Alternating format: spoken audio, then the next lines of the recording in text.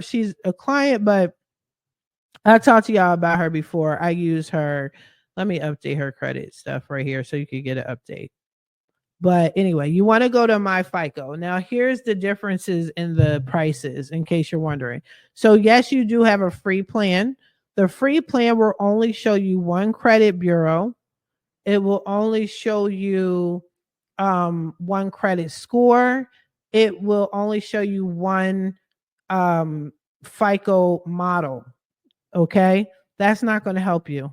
That's not going to help you understand what the credit bureaus are looking. I'm sorry, not the credit bureaus, your lender is looking at. When you get the other plan, the Advantage plan, as you can see right here, it does give you all three credit reports, but it only updates every 3 months. And if you need to know every month what your credit score is going to be, this ain't the plan for you. You're going to have to pay a little bit more bread. Okay. Also, it doesn't show you all the scoring models. You need this plan right here. Okay. This plan, it is $40 a month. What I would recommend you do, because number one, you still need your smart credit when you're messing with me. Your smart credit still needs to be active because my software actually pulls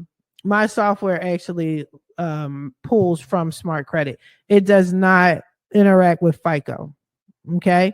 But FICO is where you get all of the right information from, and it updates every month. So what I suggest you do is, if you're about to purchase a home, if you're about to get a car, if you are working to get a credit card, business credit, whatever, don't pay for this the whole time you're getting your credit fixed.